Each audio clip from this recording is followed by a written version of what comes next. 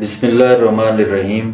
میرے واجب الاحترام امت مسلمہ، آج کل ہر بندہ پریشانیوں میں مبتلا ہے اور مشکلات کا شکار ہے، لیکن ہم اصل طریقے کی طرف جاتے نہیں ہیں۔ نبی کریم مدنی مصطفیٰ احمد مجتبیٰ راحت المشتاقین روح قلب سینہ کا ارشاد ہے، جب تمہیں کسی قسم کی مشکلات پیش آئے یا کسی قسم کی حاجت ہو تو تم 2 رکعت نماز صلاۃ حاجت پڑھو۔ تو اس کا طریقہ کار میں آپ کو یہ بتاتا جاؤں۔ اس کا طریقہ کار یہ ہے کہ آپ رات کو 12 بجے کے بعد غسل کریں۔ غسل کرنے کے بعد اللہ تبارک و تعالیٰ کے آگے آپ 2 رکعت 4 رکعت جتنا ہو سکے نوافل صلاۃ حاجت پڑھیں، اور اللہ رب العزت کے سامنے ایسے بلبلائیں، ایسے گڑ گڑائیں جیسے بچہ دودھ کے بغیر ماں کے لیے تڑپتا ہے۔ اللہ رب العزت کے سامنے اپنے ندامت کے آنسو گرائیں، اپنے گناہوں پہ ندامت کریں اور اللہ رب العزت سے اپنی دعائیں منوائیں۔